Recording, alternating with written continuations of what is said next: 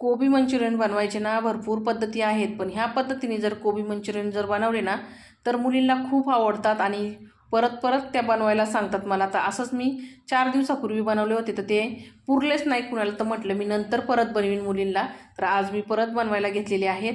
तर कोबीना स्वच्छ धुवून बारीक चिरून घेतला, मिरची अद्रक लसूण याचा ठेचा टाकला आणि मीठ टाकलं आणि चोळून ठेवलं कोबीला पाणी सुटल्यानंतर 1 वाटी मैदा, अर्धी वाटी कॉर्नफ्लॉवर, 3 चमचे बेसन पीठ टाकलेलं आहे. बेसन पीठ आहे ना नक्की टाका, बेसन पीठाने मंचुरियनला चांगला चव येते मस्त अशी.